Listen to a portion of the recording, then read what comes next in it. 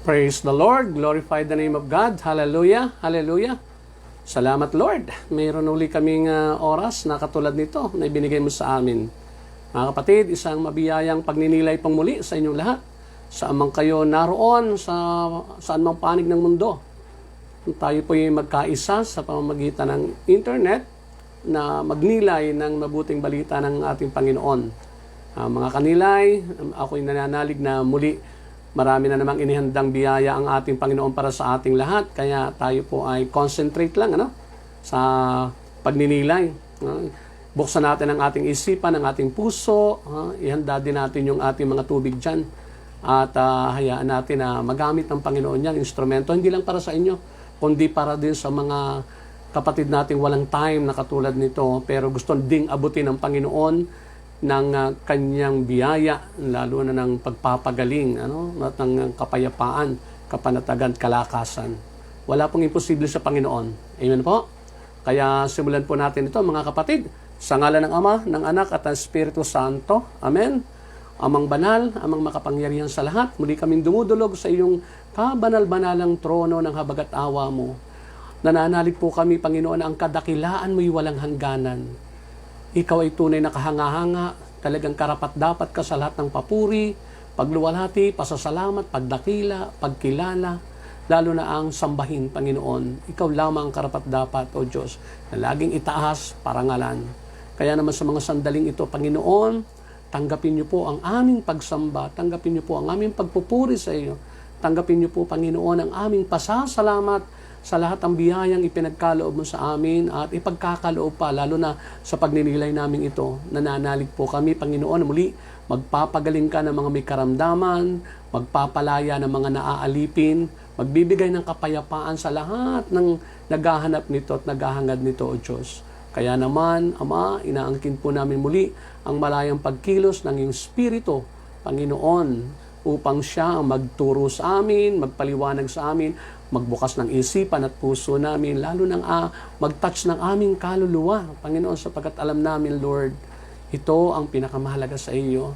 Ang kami ay makapiling sa buhay na walang hanggan pagdating ng takdang panahon. Kaya Ama, ngayon pa lamang ay nagpapasalamat na kami sa lahat ng ibubuhos mo sa aming lahat, bunga ng iyong kadakilaan. Kaya lahat ng papuri, ngayon pa lamang ay aming iniaalay na sa iyo. In Jesus' name, sa pamamagitan nga ng iyong anak na si Jesus, na kaisa mo naghahari at ng Espiritong Banal, noon, ngayon, at magpakailanman. Amen at amen. Sa ngalan ng Ama, ng Anak, at ng Espiritu Santo. Amen. Praise the Lord, praise God, praise Jesus, mga kapatid. Nasa abroad man kayo, tayo po'y iwanan nyo muna yung mga ginagawa ninyo at concentrate po tayo, mga kapatid. At nalulugod po ang Panginoon dyan kapag ibinibigay natin ang ating buong puso sa pagninilay ng mabuting balita. Ikinalulugod po ng Panginoon. Di man natin na siya nakikita, pero nakatunghay po siya sa atin. Kita niya ang ating mga ginagawa. Kita niya yung ating mga pagpapahalaga. Ito pa namang ating topic, ang ganda-ganda, mga kapatid. Hahanguin ko po ito sa Luke chapter 2, verses 4 to 7. Ang mabuting balita ng Panginoon, ayon kay San Lucas. Papuri sa iyo, Panginoon. Mula sa Nazaret, isang lungsod sa Galilea, si Jose ay pumunta sa Judea, sa Bethlehem, na bayang sinilangan ni Haring David, sapagkat siya ay mula sa angkan ni David. Kasama rin niyang umuwi upang magpatala si Maria na kanyang magiging asawa, na noon ay nagdadalang tao. Habang sila'y nasa Bethlehem, sumapit ang oras ng panganganak ni Maria. Isinilang niya ang kanyang panganay na isang lalaki. Binalot niya sa lampin ang sanggol at tinihiga sa isang sabsaban, sapagkat wala ng lugar para sa kanila sa bahay panuluyan. Mga kapatid, ang mabuting balita ng ating Panginoon. Praise the Lord. Glory to God. Pamagatan natin itong Pasko na. Amen. Pasko na naman talaga. Nagsimula na nung nung ilang araw na nakalilipas. Amen. Alam niyo sa atin, sa Pilipinas, ang pinakamahabang pagdiriwang ng Kapaskuhan sa lahat ng bansa na Kristiyano, mga kapatid. Kaya pasalamat tayo sa Panginoon sapagkat ang ibig sabihin niyan ay pinapahalagahan natin yung Kapaskuhan, ano, mga kapatid? Okay. Kapag mahalaga ba sa inyo ang Pasko?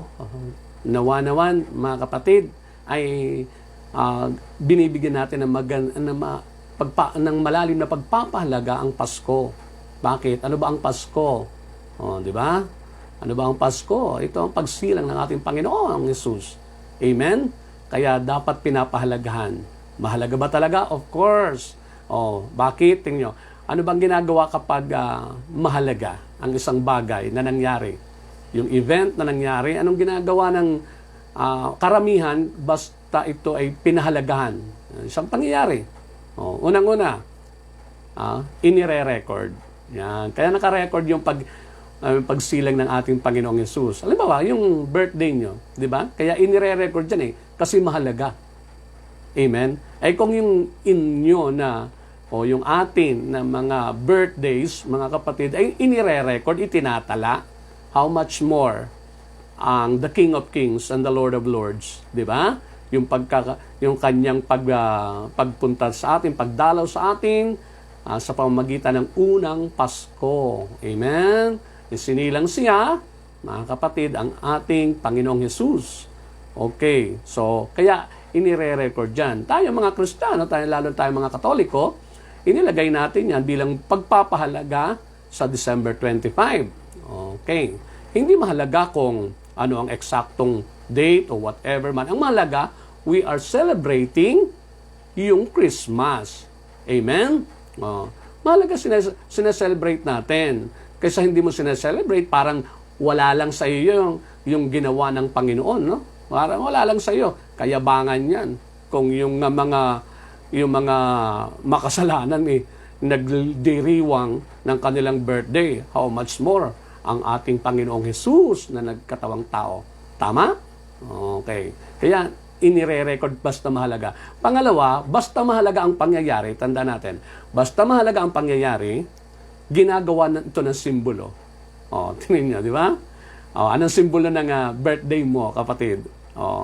Kaya pag bumili ka ng cake na hindi mo birthday, ang tatanong ka, sinong may birthday? Di ba? Bakit? Yung cake naging simbolo na ng ating mga birthday, di ba? Ang simbolo naman ng Pasko ay marami. Di ba? Marami. Ang unang simbolo ay Christmas tree.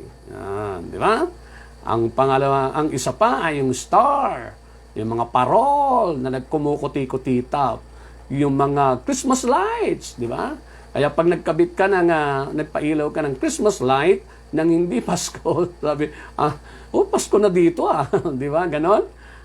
Bakit? Yan ang mga simbolo. Tanda ng pinapahalagahan natin ang Kapaskuhan, ang pagsilang ng ating Panginoong Hesus. Amen? So, pangatlo, bilang pagpapahalaga sa isang mahalagang pangyayari, katulad ng pagsilang ng ating Panginoong Hesus, ay ang ginagawa dito, isineselebrate, of course. Hindi lang gumagawa ng simbolo, hindi lang inire-record, kundi isineselebrate. Ipinagdiriwang, kaya taon-taon tayo at pasalamat tayo, mga kapatid. Ako'y naniniwala ng buong puso na ikinalulugod ng ating Diyos, ng Panginoong Hesus, na yung pagsa-celebrate natin sa Pilipinas sapagkat pinakamahaba ang pagsa-celebrate natin sa buong mundo, sa lahat ng bansa. Amen? Okay, hanggang January pa ating celebration ng Pasko. Pang-apat ay ito, kapag talagang mahalaga, ang ginagawa dyan, kinokopya o parang minsan nga isinasadula, pero ang mahalaga yung isinasabuhay, yung ibang ginagaya. Amen? Parang nire-reenact. Di ba? Kaya meron tayong mga dula, okay, di ba? Yung mga palabas na isinasadula o parang binubuhay muli. Pero ang pinakamahalaga, isabuhay natin ang diwa ng Pasko. Yun eh. Amen? Kaya nga, ang diwa ng Pasko di ba? Ang sabi nga nila pagbibigayan. Yan. Pagbibigayan. Amen? Kaya kapag ikaw'y binigyan ng regalo, pati sabi, wow, may regalo na ako, wala pa ang aking birthday o ang Pasko. Di ba? Yun. So, because mahalaga Mahalaga. Kaya isinasabuhay. Yan. Ganyan din dapat sa buhay din natin ang Pasko. Hindi yung tuwing Pasko lang. Tuwing Pasko lang mabait, tuwing Pasko lang giver o generous o yung bukas palad pag Pasko lang. Hindi ganon ang totoong naiintindihan niya ang kahalagahan ng Pasko. Nananalig po kayo? Okay. Okay, now ito. Ano ba talaga ang Pasko? Yan. Magandang naiintindihan natin. Every time na nagsa-celebrate tayo ng Pasko, ay naiintindihan natin at ito sinaselebrate natin.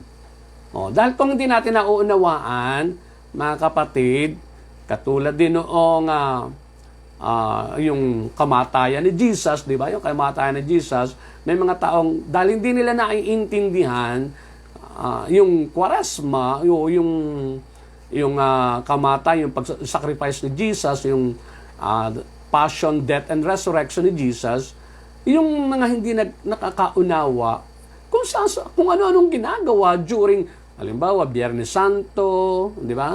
O kaya naman yung Holy Week na yon, kung saan nagpupunta, kung ano-anong ginagawa. Minsan ang mga ginagawa pa hindi kalugod-lugod sa Panginoon. Bakit? Kasi hindi talaga naiintindihan nila kung ano yung araw na iyon, kung anong kahalagahan noon. But then, tayo po mga kanilay, ako'y naniniwala mula ngayon ay pahalagahan natin ng mas malalim kaysa dati ang Pasko. Amen. Okay. Now, ano ba ang Pasko? Unang-una, ang Pasko ay pagsilang ng nagkatawang taong anak ng Diyos. Nagkatawang taong anak ng Diyos. Siya po'y Diyos na nagkatawang tao. Amen? At hindi na mauulit yan. Minsan lang ginawa ni Lord yan. At hindi na mauulit. Sabi sa John chapter 1 verse 1, nang pasimula pa ay naroon na ang salita ay kasama ng Diyos, at ang salita ay Diyos. Sa pasimula pa ay kasama na ng Diyos ang salita.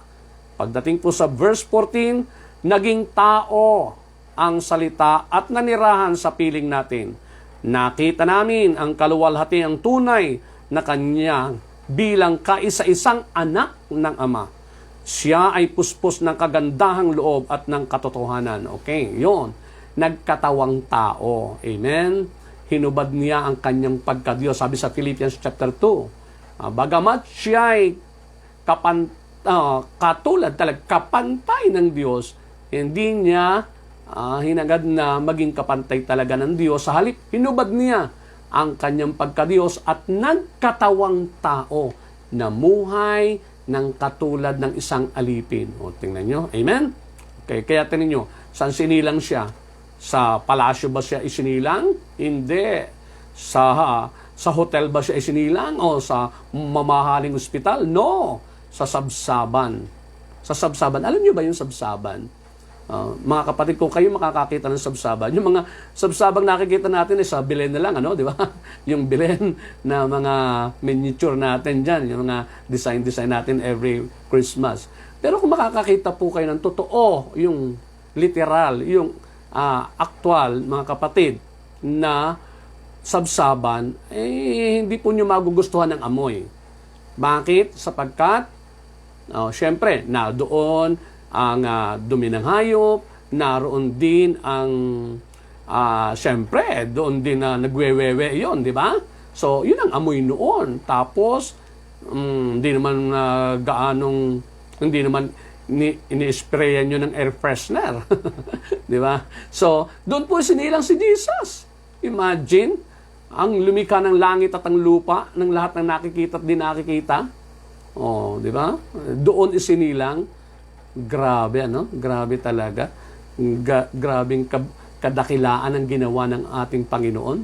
Amen? Okay. Kaya, tandaan po natin, mga kapatid ko sa Panginoon, si Jesus ay Diyos na nagkatawang tao para sa atin. Para lamang tayo abutin. Yung malayo, ay tayo hindi tayo makaabot sa langit. Ang Diyos ang bumaba sa lupa para abutin tayo because of love. Grabe, mahal na mahal tayo talaga ng Panginoon. Pinatunayan yan 2,000 years ago. Nagkatawang tao ang isang Diyos na makapangyarihan sa lahat. ang bugtong na anak ng Diyos ay nagkatawang tao. Taong-tao po siya.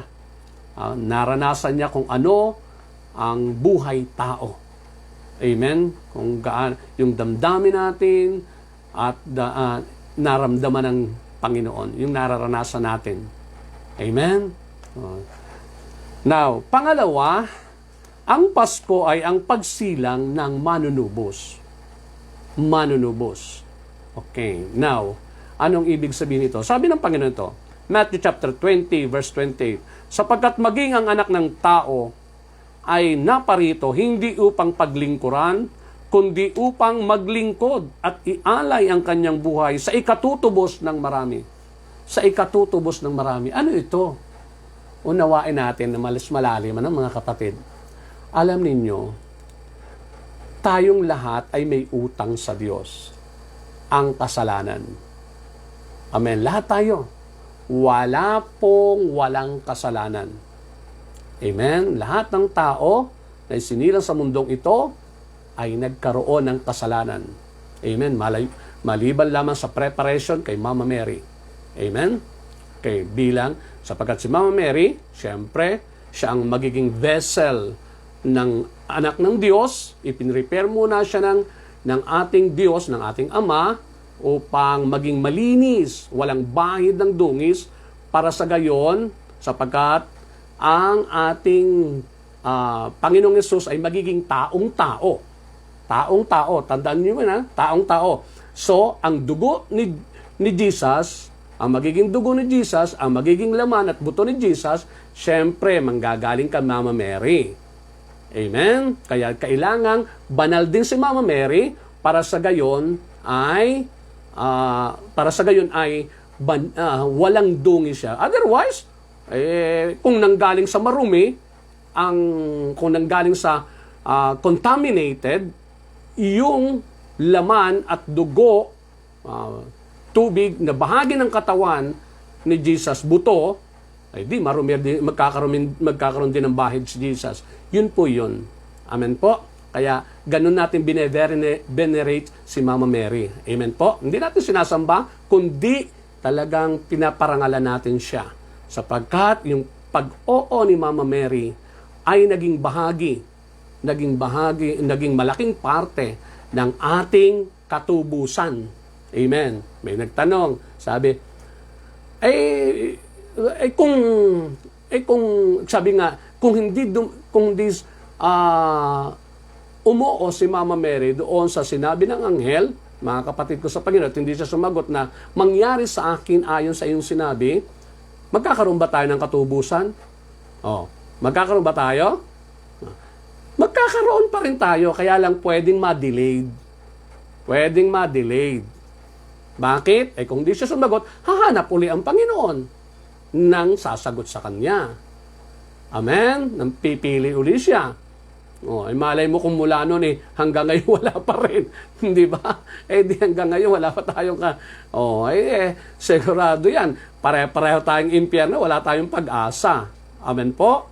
Kaya, yung pagsagot ni Mama Mary sa ating Panginoon na siya pwedeng maging nanay ni Jesus, mga kapatid, ay isang napakalaking tagumpay ng tao. Si Mama Mary ay parang siya ang pangunahing binhi ng tao na naging daluyan, naging kasangkapan ng Panginoon sa isang redemptive, yung tinatawag niyon, yung pagtutubos ng ating mga kasalanan. Kasi, tandaan po natin, kung hindi dumating si Jesus, babayaran natin lahat ng ating kasalanan. Babayaran natin. At hindi natin kayang bayaran yan, mga kapatid. Kaya dumating yung manunubos. Ibig sabihin, pag sinabing tubos, parang, alam niyo yan, yung mga sanay magsangla. alam yan kung paano yun, anong ibig sabihin ng tubos. Diba? Pag nakasangla, habang naroon sa sanglaan, ang gagamit noong ang may kapangyarihan doon, ang may pag-aari noon ay yung pawn shop. Tama? Kasi nakasangla. Amen? Okay. Now, kapag tinubos na, mababalik sa may-ari ang kapangyarihan at magagawa na uli ng may-ari ang gusto niya doon sa kanyang tinubos. Tama? Yun. So, tinubos tayo ng Panginoon sa ating mga kasalanan, sa ating mga pagkakautang, sapagkat hindi natin kayang bayaran ang ating pagkakautang. Kaya nagkatawang tao si Jesus. Kaya yung Pasko ay pagsilang ng ating manunubos. Amen? Kaya kapag tinanggap mo si Jesus, mga kapatid, sa iyong buhay bilang Panginoon at tagapagligtas, yung mga nagawa nating kasalanan, di na natin babayaran. O dito, o sa buhay na walang hanggan. Hindi na natin babayaran kasi binayaran na ni Jesus eh. Ang gagawin na lang natin ay tanggapin siya bilang Panginoon tagapagligtas. Amen? Yun ang kasunduan na lang. Pag tinanggap natin siya bilang Panginoon tagapagligtas, kahit ang dami-dami natin ginawang kasalanan, mula na tayo isilang, di na natin babayaran yun. Amen. Ang tawag kasi ng sanlibutan doon ay karma. Pero hindi po. Yun ay talagang babayaran. Kahit dito pa lang, magbabayad ka na. Kahit dito pa lang, sa mundong ito, mararanasan. Kasi sinabi ng Panginoon huwag niyong linlangin ang inyong sarili. Ang Diyos ay di madadaya ni numan. Kung ano ang itinanim ng tao, yun din ang kanyang aanihin. Amen? Yun ang bunga ng kasalanan ay kamatayan. Mga kapatid ko sa Panginoon, kaya unawain nating mabuti. Pasalamat tayo, mayroong Pasko. Kaya talagang mahalaga ang Pasko sapagkat inaalala natin, pinapahalagahan natin yung pagdating o pagsilang ng ating manunubos. Amen? Kaya ang ating responde doon, tanggapin natin yung manunubos. Yung unang katotohanan binanggit ko kanina, ito ay pagsilang ng ating Diyos. Ano ang responde natin doon? We must worship the Lord, thank the Lord. Amen? Sambahin natin si Jesus sapagkat siya Diyos na nagkatawang tao. Sasambahin natin siya, pupurihin natin siya, pasasalamatan natin siya, at igagalang at susundin natin siya. Amen? Kung talaga naiintindihan natin yung Pasko. Pero pag hindi mo naiintindihan, hindi mo gagawin yon. Kasi ituturing mong ordinaryo lang yon. Walang dating. Amen.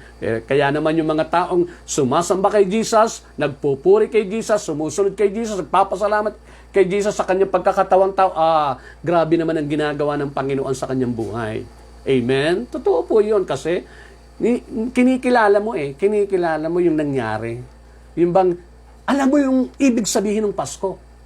Amen po. Pagsilang ng anak ng Diyos na nagkatawang tao. Amen?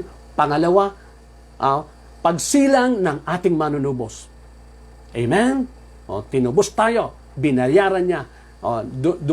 Sinilang yung magbabayad ng ating mga kasalanan, ng ating mga pagkakautang. So, hindi na tayong gabayad. Di ba? Amen?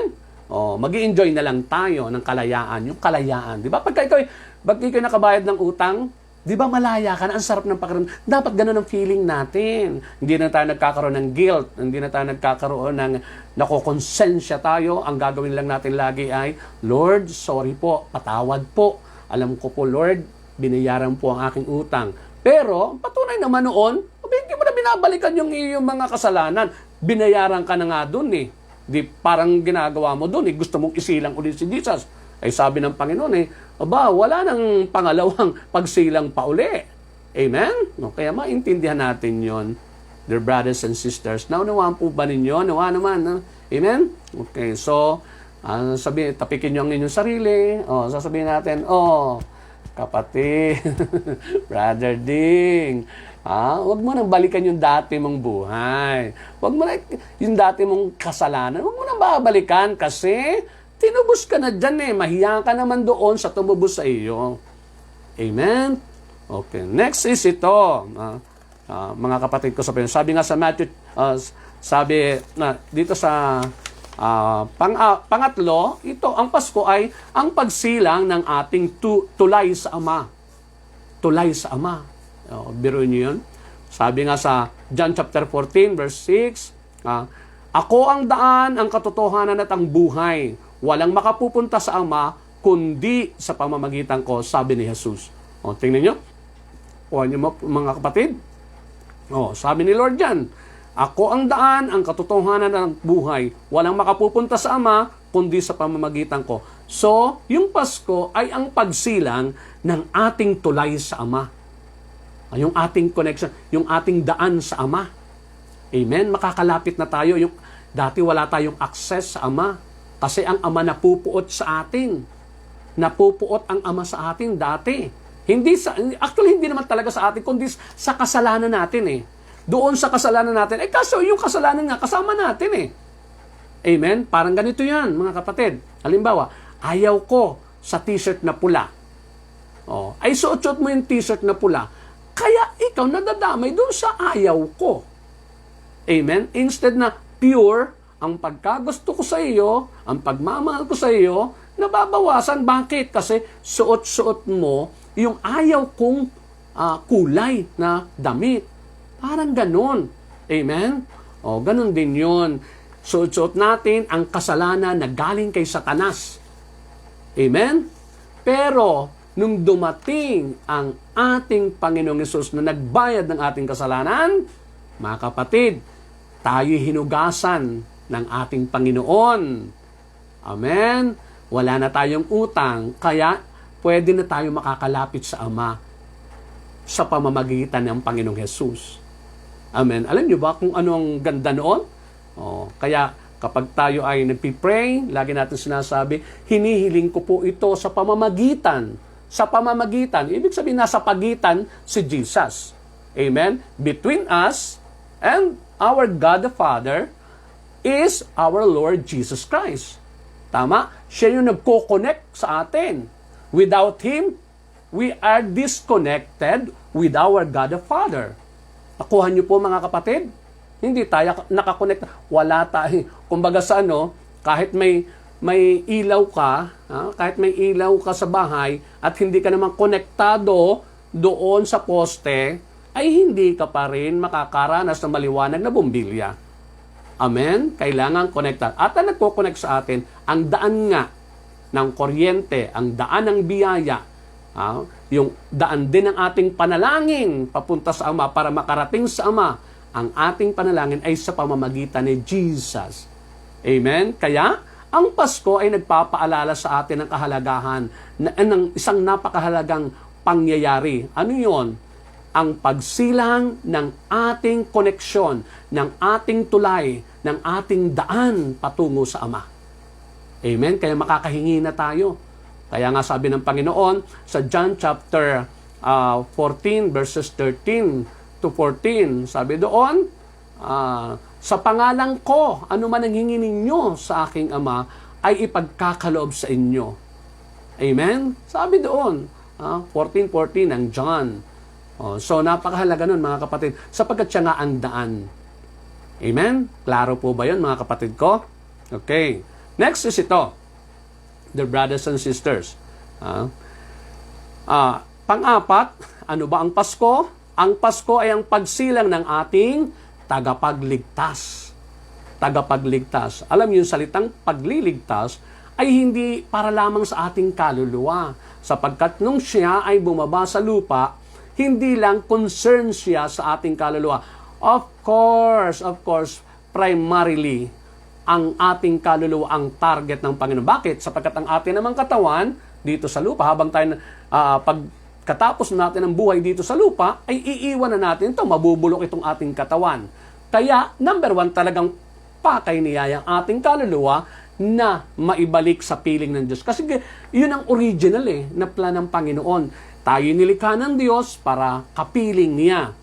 Para makapiling niya, maramdaman natin yung kanyang pagmamahal yung kanyang pagmamahal sa atin, at maipadama din natin yung pag-ibig na itinanim niya sa ating puso. Nagtanim ang Panginoon sa ating puso ng pag-ibig sa unang creation, si Eva at si Adan, mga kapatid, upang makipagmahalan doon sa paraiso. Kapiling natin ang Panginoon, walang pagitan. Kaya nakakausap ni Eva at ni Adan ang ating Diyos. Amen? Pero sumingit si Satanas. Yan Yan, demonyo na yan. Demonyo talaga yan Sumingit si Satanas at dinaya silang dalawa. na paniwala sa kasinungalingan ng demonyo. Kaya napakahalagang tayo lagi nag-aaral ng salita ng Diyos. Kaya napakahalagang lagi tayong nagninilay. Napakahalagang lagi tayong nagbabasa. Mga kapatid, nakikinig. Bakit? Para maintindihan natin, malaman natin ang kalooban ng Diyos. Dahil kung hindi, madali tayong madaya ng diablo. Amen? Paniniwalain niya tayo na okay lang yung ating ginagawa. Pero kapag atin palang sinalamin sa salita ng Diyos, pag sinalamin natin sa katotohanan, which is the Word of God, mapapansin natin, mga kapatid, ang dami palang mali, ang dami pala natin sablay. Amen? Kailangan natin okay na tayo. Pero hanggat hindi natin napapatunayan niyang laging, check. Yung ginagawa ko, ito'y ayon sa salita ng Diyos. Check. O itong ginagawa ko, itong plano ko, ayon sa salita ng Diyos. Check. Saka pala natin malalaman na nakangiti ang Diyos sa atin, na ayon sa kalooban ng Diyos ang ating ginagawa. Amen? Kaya huwag kayong a-absent sa pagninilay.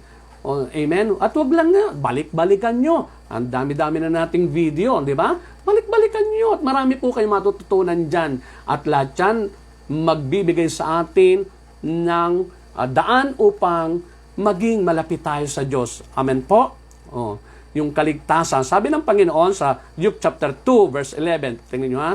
Isinilang sa inyo ngayon sa bayan ni David ang tagapagligtas, ang Kristong Panginoon. Yun ang sinabi ng anghel doon, mismong galing sa Diyos ang sa pamamagitan ng anghel.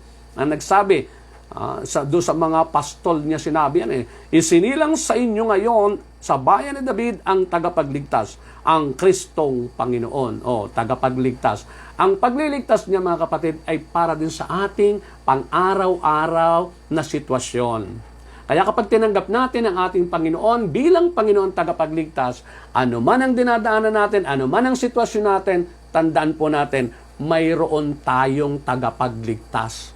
Sapagkat isinilang na siya 2,000 years ago pa.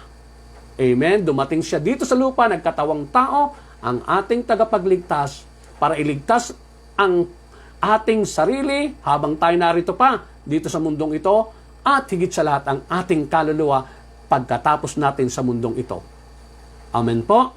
Iyon ay kung tatanggapin natin siya bilang Panginoon tagapagligtas. Of course, kung hindi natin tatanggapin, paano kang maliligtas naman? Parang ganito yan halimbawa, nalulunod ka, hindi mo kayang sagipin ang sarili mo, hindi mo kayang iligtas ang sarili mo, hinagisan ka ng salbabida, tapos hindi mo naman tinanggap, at paano ka maliligtas? Di malulunod ka ng tuluyan. Amen? Hindi po natin kaya ang laban sa mundong ito. Tandaan po natin, may mas malakas na puwersa sa atin kaysa sa puwersa natin. Kaya kahit napakatalino ng isang tao, kahit napakatalino niya at napakagaling, napakalakas niya, atleta man siya. Di ba kayo nakabalita? Mga atleta, nagkaroon pa nga ng mga sakit na walang lunas. Bakit? Ipinakikita lang ng Panginoon na you cannot do anything apart from God. Wala tayong magagawa. Binadalhan tayo ng tagapagligtas, ayaw nating tagapin, ay talagang sosolohin natin ang laban. At hindi tayo mananalo kasi ang demonyo at ang sanlibutan, tandaan po natin, malakas ang puwersa niyan. Amen? Nananalo tayo dyan kung magkakaroon tayo ng mas malakas na puwersa, mas malakas na power. At sino yan? Si Jesus. Kapag tinanggap natin yung tagapagligtas natin ay sinilang nung unang Pasko, doon tayo magkakaroon ng kakaibang power. Amen? Kaya nga sabi ng Panginoon sa Philippians chapter 4, verse 13, I can do all things through Christ who strengthens me. Amen? Sabi ni San Pablo, I can do all things through Christ who strengthens me. Magagawa ko ang lahat ng bagay dahil, kanino? Kay Kristo. Diba? Hindi niya sinabing dahil sa aking lakas, sa aking talino. Hindi. Dahil kay Kristo. Amen? Na nagbibigay sa akin ng lakas. That's it. Power yon. Amen po? Sapagkat siya nga ang tagapagligtas. Ililigtas niya tayo kahit anong pang sitwasyon ang ating dinaraanan. Kaya nga po, mga kapatid ko sa Panginoon, lagi kong sinasabi sa inyo, manampalataya po kayo. Kahit ang tindi ng pinagdadaanan nyo, ang tindi ng karamdaman nyo, cancer pa man yan, leukemia pa man yan, o ano pa man yan, AIDS man yan, Kapag tayo tinanggap natin ang isinilang 2,000 years ago sa isang sabsaban, si Jesus natin tagapagligtas, tandaan niyo po yan, nothing is impossible with Him. Tayo'y ililigtas ng Panginoon, hindi lang yung ating kaluluwa. But of course, ang pinakamahalaga na kaligtasan ay ang ating kaluluwa, ang buhay na walang hanggan sa piling ng Diyos. Amen po? Nawa maunawa natin mabuti yan. Okay. Now, number 5. Ano ang Pasko? Ulitin ko, review natin ulit ha. Sabi ko nga, yung una, ang Pasko ay ang pagsilang ng nagkatawang taong anak ng Diyos. Pangalawa, ang Pasko ay ang pagsilang ng manunubos. Pangatlo, ang Pasko ay ang pagsilang ng ating tulay o daan o connection sa Ama. At pang-apat, ang Pasko ay pagsilang ng ating tagapagligtas. At ito ang napakaganda. Number 5, ang Pasko ay ang pagsilang ng ating katugunan sa lahat ng ating pangangailangan. Katugunan sa lahat ng ating pangangailangan. Tingnan nyo, babasahin ko sa Philippians chapter 4, verse 19. Sabi ito, at buhat sa hindi mauubos na kayamanan ng Diyos, ibibigay niya ang lahat. Tingnan nyo, ibibigay niya ang lahat ng inyong kailangan sa pamamagitan ni Kristo Jesus. Sa pamamagitan ni Kristo Jesus. Through Jesus, mga kapatid, solve lahat ang problem natin. Bakit? Isinilang na siya 2,000 years ago pa. Amen? All we have to do is just accept our Lord Jesus, our Savior. Amen? Mga kapatid, nakukuha niyo po? Para maganap sa atin ang lahat ng yung kahulugan ng Pasko, mga kapatid, tayo iligtas, maging tuloy, makarating tayo sa Ama, at maligtas tayo, matubos tayo, mga kapatid ko sa Panginoon, at matugunan ang lahat ng ating pangangailangan. Mga kapatid, ang susi ay paniwalaan natin ito sapagkat ito'y totoo. Itong binasa ko po sa inyo, lahat naman ito, biblical, at lahat ito sinabi ng Panginoong Hesus mismo. Amen? Paniwalaan. Kayo ba naniniwala? Gaano kalalim ang inyong paniniwala? Kapag may pag-aagam-agam pa kayo, mga kapatid, ang palatandaan yan, lagi pa rin kayo nakasimangot. Totoo yun. Dahil kung kayo naniniwala, dito sa mabuting balitang ipinahayag ko sa inyo, papanatag kayo. Papanatag kayo. Pangalawa, pasasalamatan ninyo. Amen? Kaya ko every day, I always sing unto the Lord, give thanks with a grateful heart. Sabi nga, give thanks with a grateful heart. Give thanks to the Holy One. Give thanks because He's given Jesus Christ, His Son. Amen? Pasalamatan daw natin. Pasalamatan. Bakit? Ibinigay niya ang kanyang kaisa-isa, ang bugtong niyang anak. Pasalamatan natin. And who is Him? Who is He? Si Jesus. Siya ang ating Savior. Siya ang ating manunubos. Binanggit ko na po sa inyo isa-isa. Siya ang access natin kay Lord, sa ating Ama, para bigay sa atin ang lahat ng ating pangangailangan. Through Him, lahat ng ating pangangailangan, sagot ng Panginoon. Take note pangangailangan, hindi kaluhuan, hindi kayabangan. Kaya yung iba, hindi pa rin talaga pakinabangan or ma-enjoy yung mga blessings ng Pasko. Kasi ang taong tumanggap ng totoo niyan, araw-araw Pasko. Araw-araw Pasko. Maniwala kayo. Amen? Hindi lang tuwing araw ng Pasko. So, paniwalaan, pasalamatan, at pagtiwalaan. I-relax ninyo ang inyong sarili. Amen?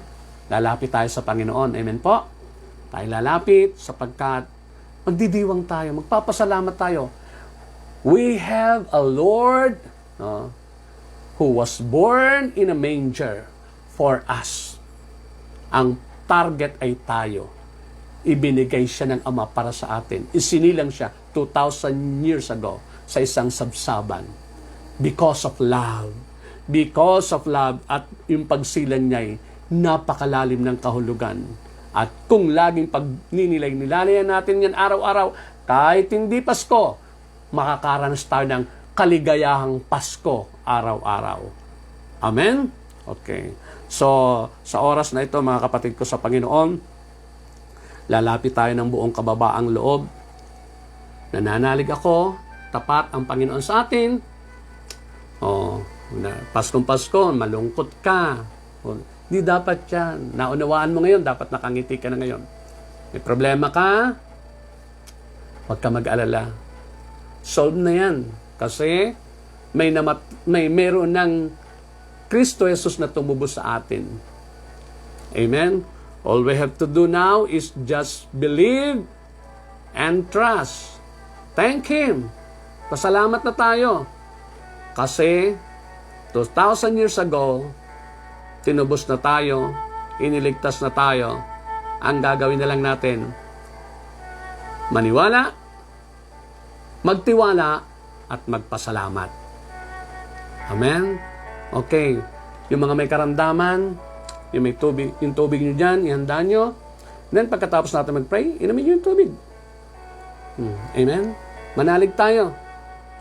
Actually, kung mananampalataya, tandaan po natin, ngayon pa lamang pinagagaling na kayo ng Panginoon. Pinagagaling. At ipainom nyo rin doon sa mga mahal nyo sa buhay yan, lalo doon sa mga walang kapayapaan, maranasan nila ang kagandahang loob ng Diyos, ang kabutihan ng Panginoon, ang pagmamahal ng Diyos.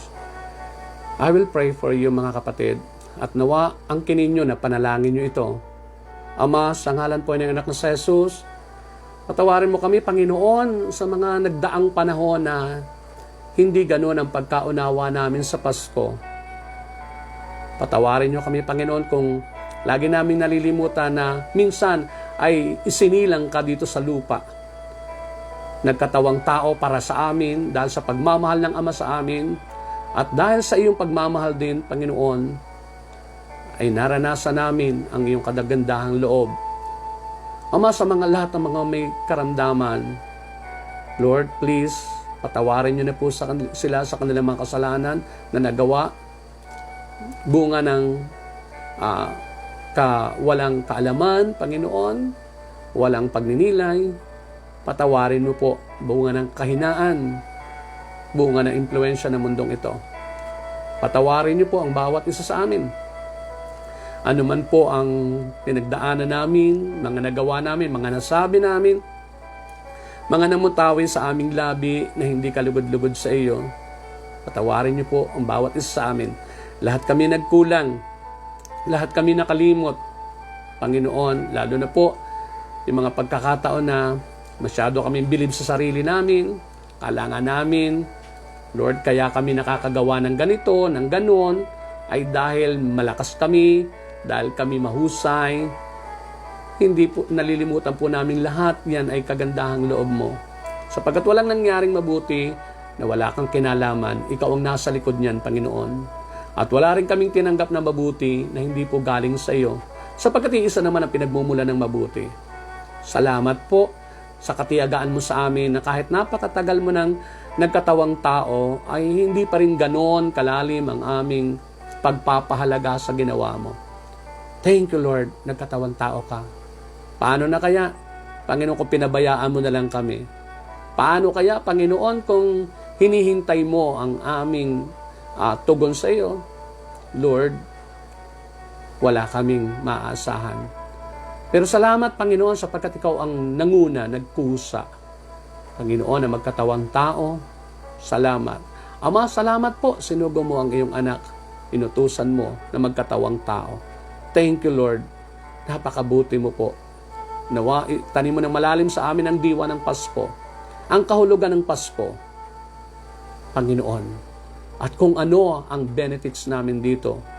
Kung ano ang dapat din namin isabuhay tungkol dito. Tulungan mo kami, Panginoon. Tulungan mo po kami.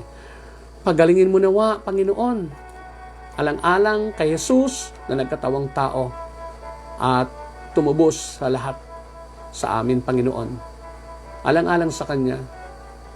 Lord, pagalingin mo po ang lahat na may karamdaman na kaisa ko po ngayon, Kahit po yung mag-view sa replay, ganun din sa YouTube, Lord. Ganun din, Lord. Dahil alam po namin, Panginoon, nauunawaan mo. Lord, aabutin mo dahil sa kabutihan mo. Sa kadakilaan mo, aabutin mo sila sa anumang pamamaraan na ipadama mo, Lord, ang kadakilaan mo, ang kabutihan mo, ang iyong kabanalan, ang iyong kagandahang loob. Salamat po at kayo po ang aming Diyos. Salamat po sa pasensya, sa pangunawa, sa pagtitiyaga mo sa amin. Lord, inaangkin ko po ngayon na iniuunat mo nga ang iyong mapagpalang kamay, mapagpagaling na kamay, pati yung tubig, hinihipo mo, Panginoon, dinadaluyan mo ng iyong biyaya, ng iyong mga himala, ng iyong magpagpapagaling, ng iyong kapangyarihan, ng iyong grasya, O Lord, para maramdaman ng bawat kapatid ko, O Lord, ang iyong kadakilaan, ang iyong kabutihan.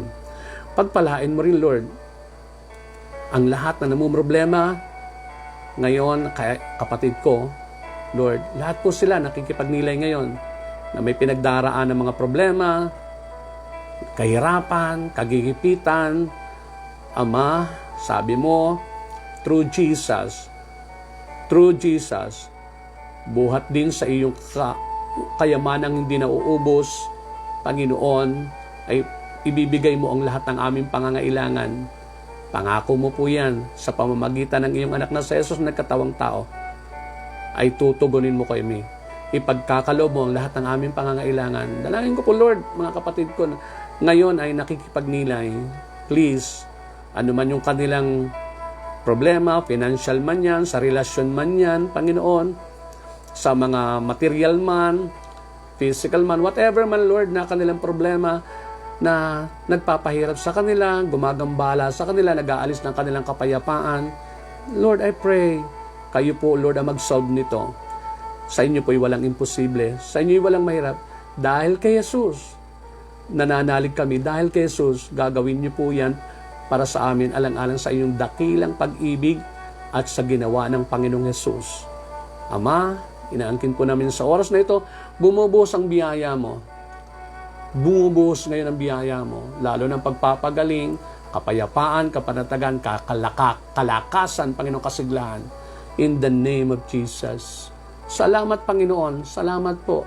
Salamat, napakabuti mo sa amin, napakadakila mo. Kahit alam po namin, napakarami mong pwedeng isumbat sa amin, mga pagkukulang, pero sa isang pagpapakumbabang paglapit sa iyo, Lord, alam po namin, yang lahat ng iyang kasalanan namin, kinakalimutan mo, sapagkat mas pinapahalagan mo, Panginoon, ang aming pananalig kay Jesus, na aming tinatanggap, Panginoon, bilang Panginoon na tagapagligtas.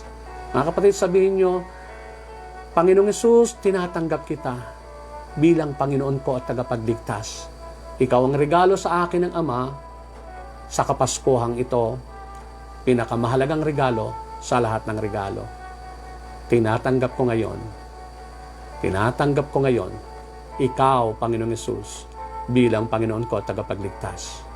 Katugunan sa lahat kong pangangailangan, lalo na ang aking kaligtasan, patungo sa buhay na walang hanggan na itinakda mo sa tamang panahon. Ama, maraming pong salamat at inaangkin po namin muli sa habag at awa mo, kami lahat ay inabot mo. Kaya maraming pong salamat, Panginoon. Maraming salamat. Kay buti-buti mo, sinasamba ka namin, pinupuri ka namin, niluluwalhati ka namin. Thank you for everything, Lord. Thank you for all the answered prayers. In the name of Jesus, our Lord and Savior, who reigns with you and with the Holy Spirit forever and ever. Amen and amen. Sa ngalan ng Ama, ng Anak, at ng Espiritu Santo. Amen at amen. Mga kapatid, magtiwala po tayo. Muli tayong kinatagpo ng Panginoon. At huwag niyo pong kalilimutang i-share ang video na ito. Mga kapatid, wag na kayong malungkot. Wag na kayong mag-isip ng kung ano-ano. Pinagpala na po tayo. Pumanatag kayo. Amen? Madali lang po yan para sa Panginoon, yung ating mga problema, yung ating mga karamdaman, dahil kay Jesus. Amen. Okay? So, at subscribe din po kayo sa YouTube channel, Brother Ding Alban. dot, and then Ding Alban. Yan. Okay. So, yun po ang YouTube channel ko. Lagi nyo po panoorin yan. Balik-balikan nyo po at lagi kayong ibibless lalo ng Panginoon. Amen po. Share nyo din yan, mga kapatid. Iyain nyo ang iba mag-subscribe din. At pag-support na po kayo sa gawain ng Panginoon. Amen po. Maraming salamat. And God bless us all. Kung lolobin ng Panginoon, ay sa darating na. Laging MW tayo ha. 7:30 Monday, Wednesday, and Friday. Amen po. Wednesday ulit tayo, 7:30 p.m. sa Pilipinas. God bless.